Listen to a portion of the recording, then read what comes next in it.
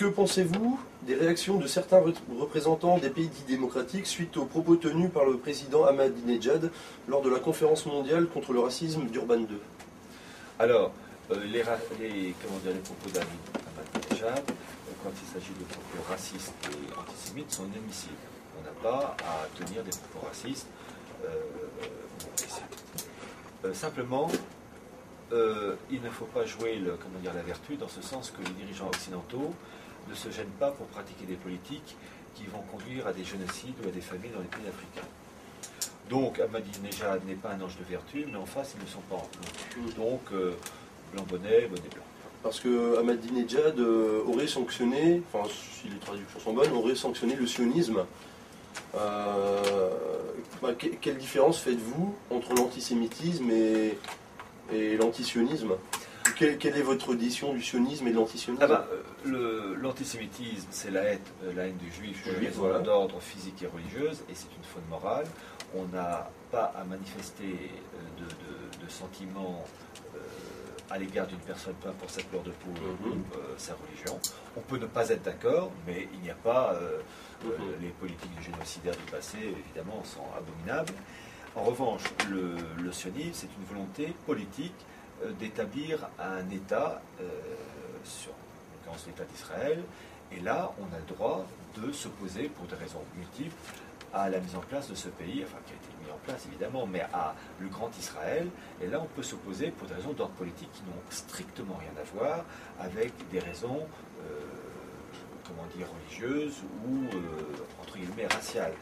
Voilà, l'antisémitisme est une faute, l'antisionisme est un élément qui est tout à fait, j'allais dire, normal. On peut ne pas être d'accord avec une politique, comme on n'est pas d'accord avec la politique de tel chef d'État, ou on peut ne pas être d'accord avec la politique du pan-germanisme ou du pan-turquisme. Voilà, il n'y a pas de référent moral. À ce moment-là, on ne peut plus rien faire.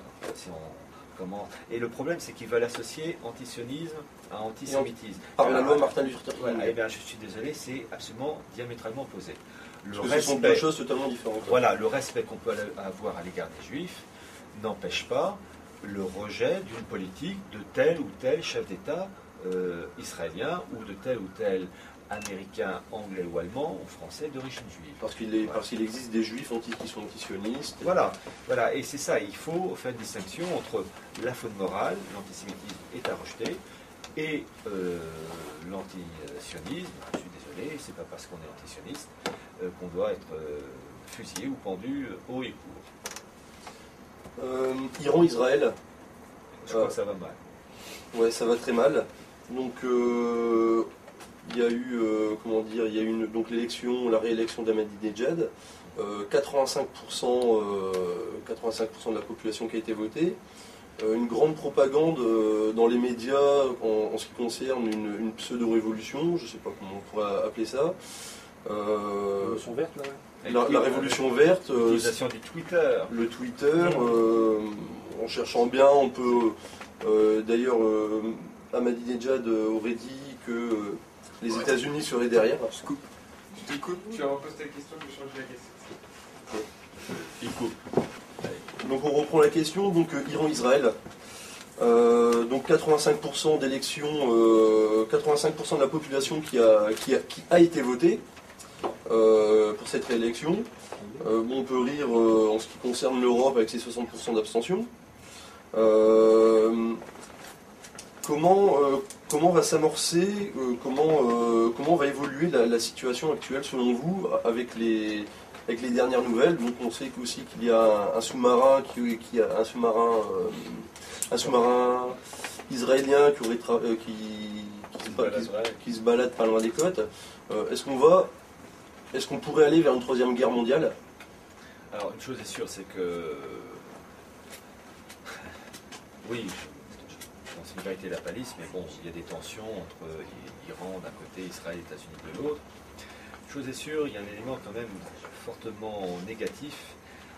La zone du Golfe Persique, c'est une zone sous influence anglo-saxonne. Et les anglo-saxons nous ont concédé une base, le camp de la paix, sur le Golfe Persique au niveau des Émirats arabes unis. Et et Sarkozy a dit que si les Émirats arabes unis étaient attaqués, ils seraient protégés par tous les moyens, et entendu, nucléaire compris.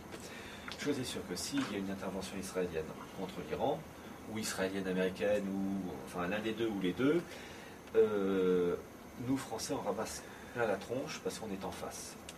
Et dans cette affaire, c'est triste à dire, mais le président Sarkozy s'est rangé du côté du monde anglo-saxon.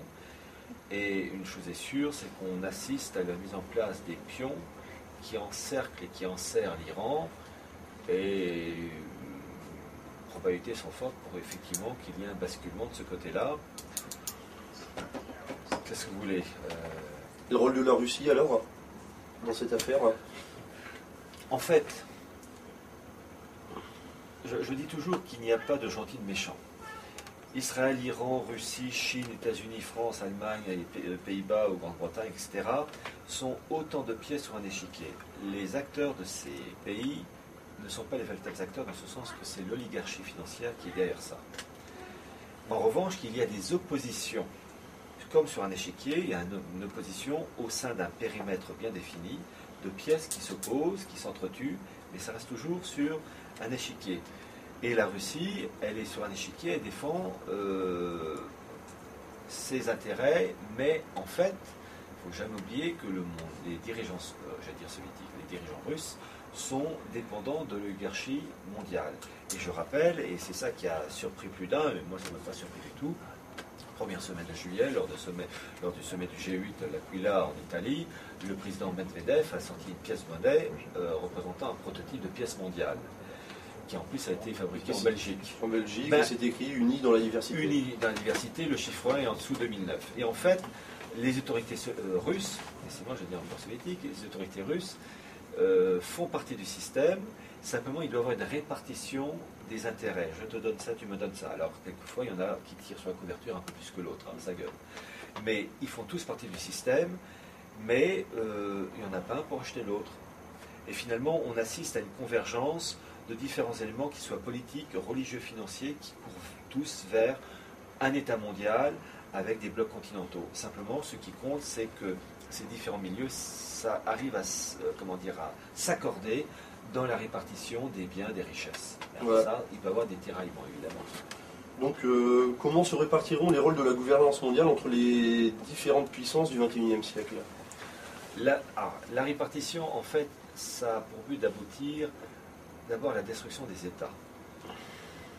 L'objectif, c'est finalement un émiettement généralisé de tous les États, un émiettement avec l'homme réduit à un simple, je vais dire, estomac prolongé par un sexe, c'est-à-dire simple consommateur, pensant pareil, raisonnant pareil, consommant pareil, avec en plus ces manipulations génétiques, puis qui permettront d'avoir une humanité plus ou moins dégradée entre ceux qui seront intellectuellement développés pour des tâches hautes et d'autres pour les tâches basses. Mais finalement, vous savez, ces grandes puissances, elles ne seront que temporaires. Le but, c'est de créer une uniformisation complète de gens indifférenciés avec une élite au-dessus, régentant l'ensemble. D'accord. Vous savez, c'est le programme d'Orwell ou de Aldous Huxley. Orwell ou Huxley.